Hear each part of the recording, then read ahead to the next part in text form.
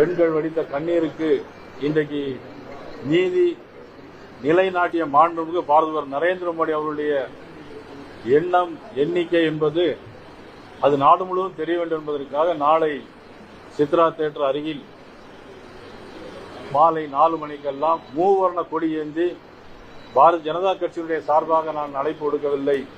எல்லா கட்சியை சேர்ந்தும் அதிலே கலந்து கொள்ள வேண்டும்.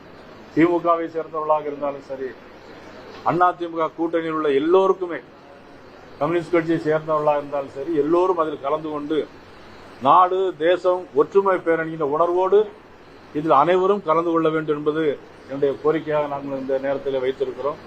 ஆக நாளை மாலை 4 மணி அளவில் சித்ரா தியேட்டர் அருகில் அவ்வளவு பேரும் தேசிய கொடி ஏந்தி இந்த ஊர்வலத்தை நாம் தேச ஒற்றுமை காப்போம் என்ற உணர்வோடு நாம் வர வேண்டும் என்பதற்காக அனைவரும் கலந்து கொள்ள வேண்டும் என்று மீண்டும் ஒருமுறை நான் அனைவருக்கும் அழைப்பு கொடுக்கிறேன். இது கட்சி சார்பாக நடத்தல, யாரும் பாரதிய ஜனதா கட்சி கொடியேந்தி வரமாட்டாங்க. பாரதிய ஜனதா கட்சி அடையாளங்கள் அதில் இருக்காது.